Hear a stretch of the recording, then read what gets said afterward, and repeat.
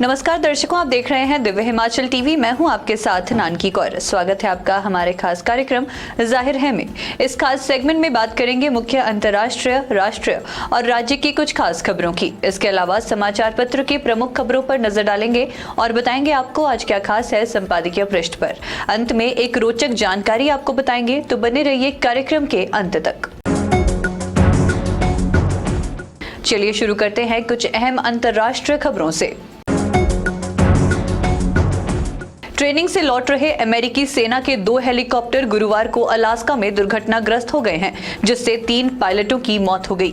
ये इस साल राज्य में सैन्य हेलीकॉप्टरों से जुड़ी दूसरी दुर्घटना है। अमेरिकी सेना अलास्का के एक प्रवक्ता जॉन पैनल ने कहा है कि प्रत्येक हेलीकॉप्टर में 2 लोग सवार थे।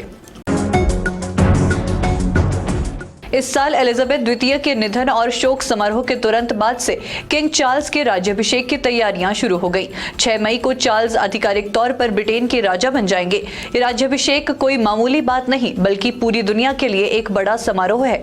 इस दौरान राजा रानी को क्राउन पहनाया जाता है और दर्शक गॉड सेव द किंग के नारे लगाते हैं। अमेरिकी डॉलर, जिसे विश्व की सबसे मजबूत करेंसी माना जाता है, अब उसकी बादशाहत कम होती दिख रही है। बुधवार को ही ऐसी रिपोर्ट सामने आई कि मार्च में चीन के सीमा पार व्यापार के लिए डॉलर को पछाड़ते हुए युआन सबसे व्यापक रूप से इस्तेमाल की जाने वाली मुद्रा बन गई है। ऐसा विश्व के आधुनिक इतिहास में पहली बार हुआ है। बुधवार को अर्जेंटीना की सरकार ने भी ये घोषणा की है कि उनका देश चीन से आयात के लिए डॉलर के बजाय चीनी मुद्रा युआन में भुगतान करेगा। अब बात करते हैं कुछ अहम राष्ट्रीय खबरों की।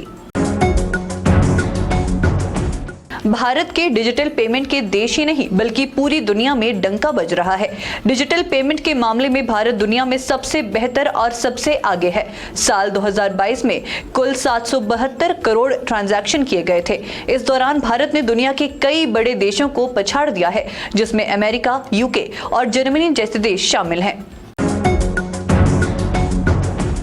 मणिपुर के चुराचांदपुर जिले के न्यू लमका में गुरुवार को भीड़ ने पीटी स्पोर्ट्स कॉम्प्लेक्स में निर्मित एक ओपन जिम में आग लगा दी। इस जिम का उद्घाटन मुख्यमंत्री एन बीरेन्द्र सिंह द्वारा किया जाना था। भीड़ ने सद्भाव मंडप में जनसभा स्थल में भी तोड़फोड़ की है। इस घटना के बाद राज्य के चुराचांदपुर जिले में इंटरनेट पर अस्थायी रूप से प्रतिबंध लगा दिया गया है और धारा 144 लागू कर दी गई है।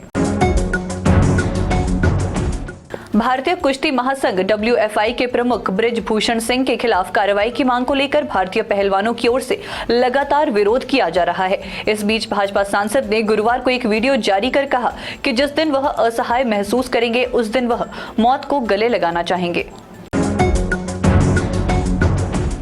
अब बात करते हैं हिमाचल की कुछ खास खबरों की। नकली दवाओं की खेप ओडिशा सप्लाई करने के आरोप में वाराणसी में पकड़े गए नकली दवाओं के गिरोह से एक बार फिर हिमाचल के दवा उद्योगों पर सवाल खड़े कर दिए हैं। ओडिशा में पकड़े गए 5 अंतर्राज्यीय दवा गिरोह के सदस्यों ने नकली दवाओं को लेकर हिमाचल का भी नाम लिया है। आरोपियों का कहना है कि वह हिमाचल से भी नकली दवाएं लाकर ओडिशा समेत अन्य राज्यों में बेचते थे। बीते नवम्बर महीने में भी बद्दी में नकली दवाओं का भंडाफोड़ हुआ था। हिमाचल प्रदेश के कांगड़ा जिले के देहरा शहर की पुलिस ने एक चोर को फिल्मी स्टाइल में पकड़ा।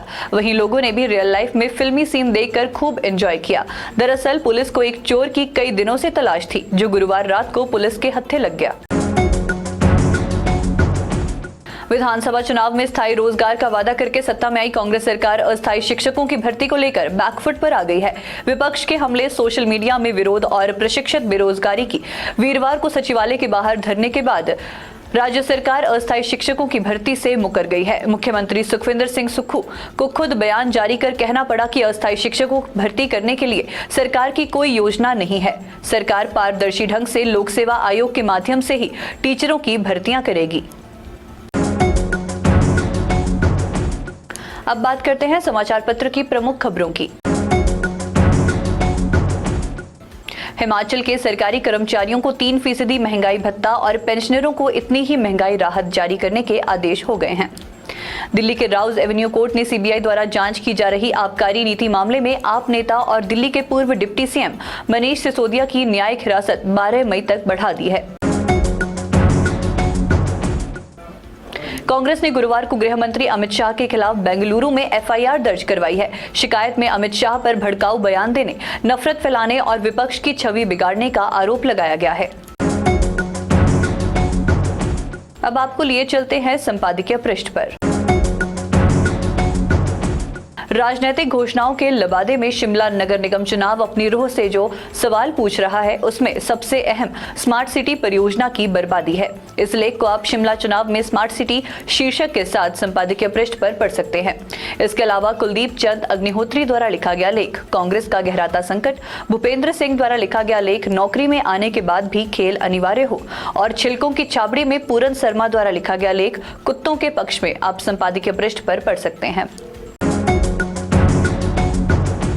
और अब अंत में एक रोचक जानकारी। पुराने दौर से आज के दौर की तुलना करें तो कहा जा सकता है कि पहले के मुकाबले आज का समय काफी सुख सुविधाओं से परिपूर्ण है। ज्यादातर लोगों के घरों में बिजली, पानी, गैस जैसी सुविधाएं उपलब्ध हैं और जिनके पास नहीं है वो सुविधाएं जुटाने में लगे हुए हैं। अगर इन सुविधाओं में से कोई एक सुविधा भी लोगों को ना मिले तो उनका जीना दूभर हो जाएगा।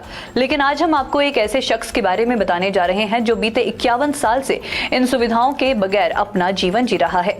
इटली के 72 साल के फैब्रिजियो कार्डिनली बिना किसी गैस या बिजली का इस्तेमाल किए करीब 51 साल से पहाड़ी इलाके में रह रहे हैं। वह इन सुविधाओं के बगैर भी अपना जीवन बड़े सुकून और खुशी के साथ बिता रहे हैं। फैब्रिजियो के मुताबिक दुनिया से खुद को अलग करने में उन्हें कई मुश्किलें आई, लेकिन अब उनको यहाँ रहने की आदत हो गई है और वह अपनी जिंदगी से काफी खुश हैं। जाहिर है मैं आज के लिए इतना ही। देखते रहिए दिव्य हिमाचल टीवी।